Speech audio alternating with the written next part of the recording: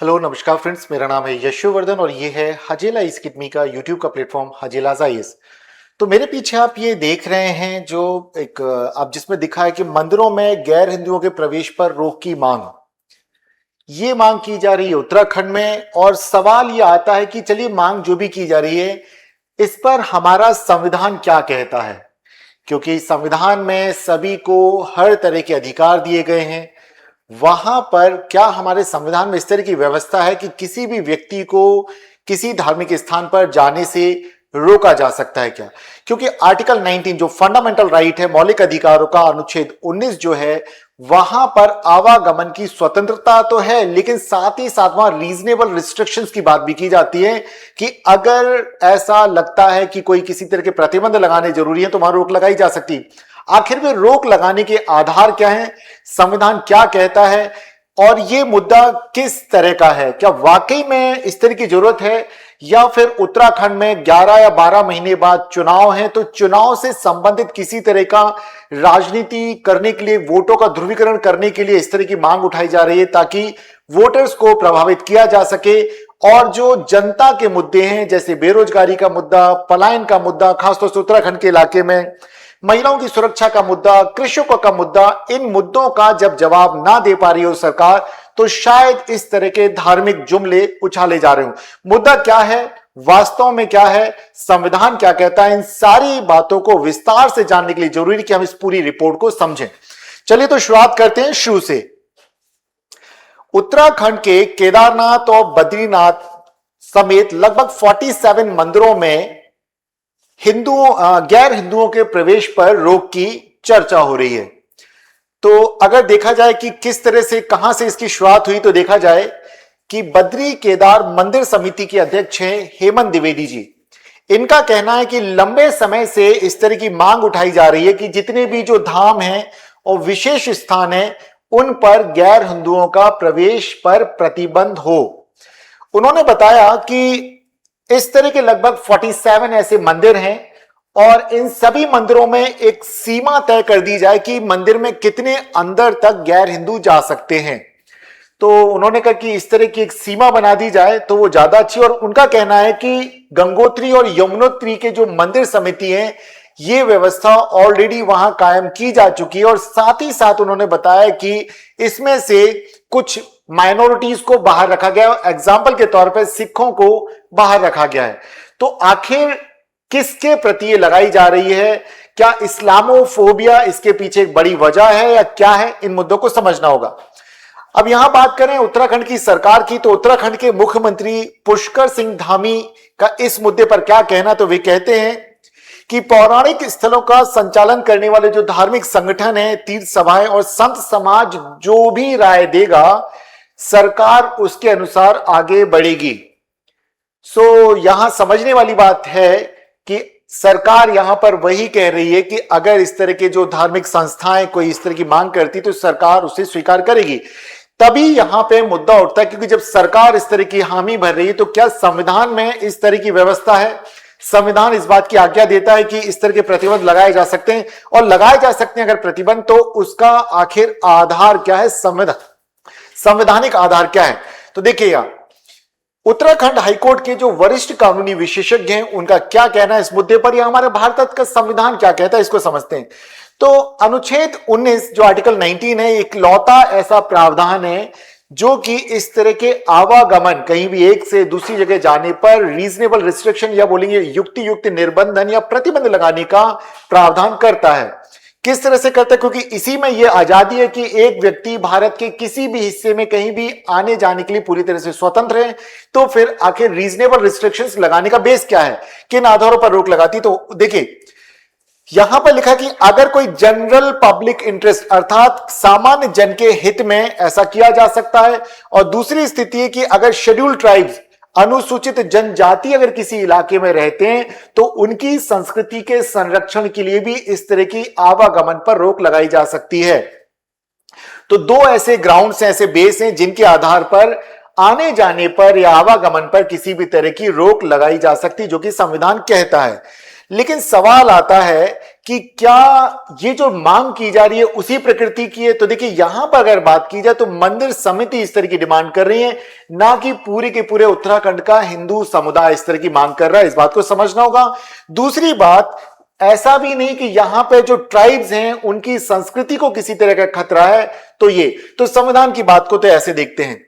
अब यहां देखते हैं कि क्या सरकार ने इस तरह के रिस्ट्रिक्शंस पहले लगाए। तो बिल्कुल ऐसे एग्जांपल्स बहुत सारे हैं, जैसे कि कोरोना महामारी के दौरान लोगों के आवागमन की स्वतंत्रता पर रोक लगा दी थी कि कोई भी व्यक्ति घर से बाहर नहीं निकल सकता था, वहां पर रोक थी। वो स्थिति क्यों थी? क्योंकि कोरोना जैसा एक पैंडेमिक जो महामारी आई थी वो एक से दूसरे तक फैल सकती थी। ऐसे में उसके फैलाव को रोकने के लिए प्रतिबंध लगाए गए थे।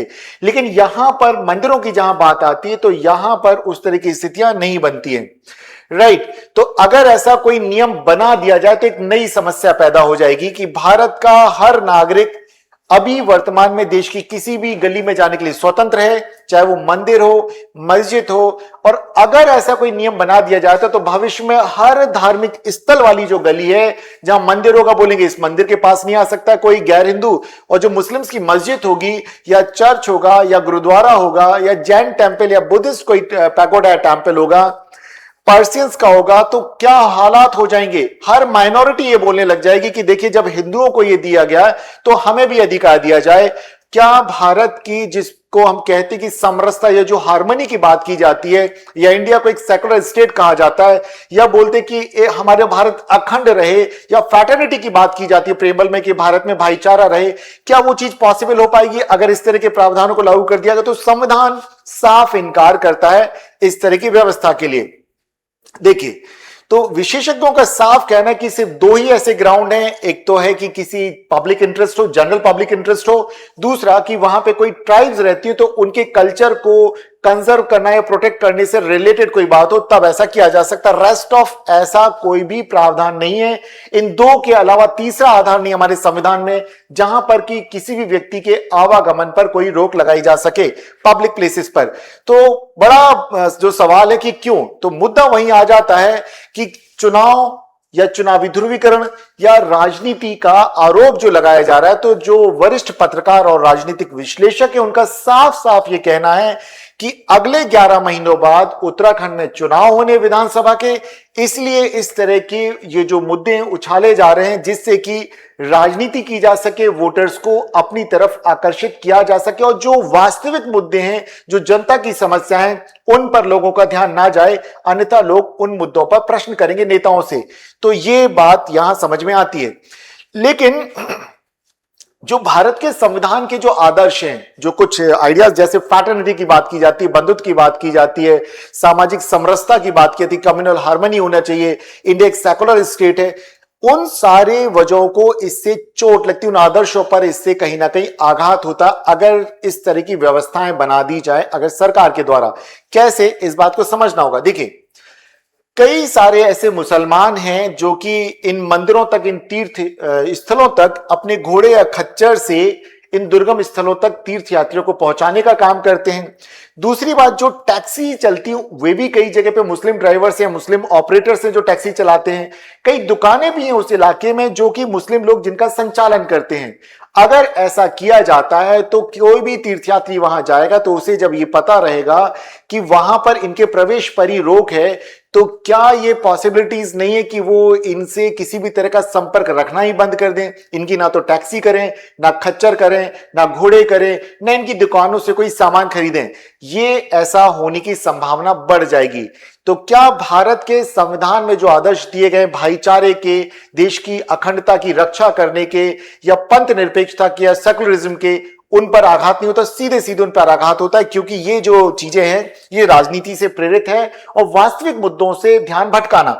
इस तरह का आरोप कांग्रेस के जो प्रदेश अध्यक्ष हैं वे भी कहते हैं कि प्रदेश के ज्वलंत मुद्दों से जनता का ध्यान भटकाने के लिए इस तरह के मुद्दों को चुनाव के पहले पब्लिक में इस तरह से फैलाया जाता है, और अगर ऐसा किया जाता है तो इसके कई सारे गंभीर परिणाम होंगे। उस इलाके का जो भाईचारा है उस पर संकट आ जाएगा, और ऐसे में जो सेपरेटिस्ट जो ताकतें, जो अलगाववादी ताकतें हैं, जो भारत में जिहादी तत्वों को फैलाने का काम करती हैं, उनको बढ़ावा मिलने की पूरी संभावना होगी। तो यहां पर इस बात को समझना होगा आपको इस विश्लेषण से कि ये जो व्यवस्था बनाने की बात की जा रही है, ये कहीं ना कहीं भारत की एकता को तोड़ने के लिए भी इसका इस्तेमाल किया जा सकता है। तो हमें इन बातों से बचना होगा। उम्मीद की जाती है कि सरकार शायद ऐसा कदम ना उठाए, और अगर मंदिर के अंदर तक प्रवेश की बात हो तो वहां पे ये बातें लागू होती, तो वहां पे मंदिर समिति को इस तरह के अधिकार होते कि मंदिर के अंदर प्रवेश नहीं दिया जाता है, वो बात जायज है, वहां तक चीजें चलती हैं। लेकिन उस पूरे इलाके में, तीर्थ यात्रा के स्थल में, वहां के होटल्स में अगर इस तरह की चीजों को लागू कर दिया जाएगा तो वो एक बड़ी समस्या को भविष्य में जन्म देगा। देखिए, यहां पर कुछ रिपोर्ट्स हैं, उनकी भी बात कर लेते हैं कि कुछ ऐसे अमेरिका या वॉशिंगटन स्थित कुछ गैर सरकारी संगठन हैं जिन्होंने कि भारत में जो हेट स्पीच है इस पर रिपोर्ट जारी की है। और इस रिपोर्ट की अगर हम बात करें तो भारत में कौन सा ऐसा नेता है जो सबसे ज्यादा नफरती बातों के लिए जिसको कि नंबर 1 पर रखा गया है, तो ऐसे में उत्तराखंड का ही नाम आता है। तो उनके मुख्यमंत्री जी को इस तरह से कहा गया। हालांकि इसमें कितनी सच्चाई है, क्योंकि इस पर मैं कोई भी सही तरीके से नहीं कह पाऊं, तो मैं भी इस बात की तस्दीक नहीं कर रहा हूं यहां पे कि कितना ये सच है कितना गलत है, क्योंकि हर ऑर्गेनाइजेशन होता है, मे भी उसका कुछ मकसद हो सकता है। तो ये अमेरिका की सरकार की रिपोर्ट नहीं है, ये गैर सरकारी संगठन उसकी रिपोर्ट है। तो इस पर मैं यहां पर बस ये कहूंगा कि आप अपने विवेक के अनुसार सोचें।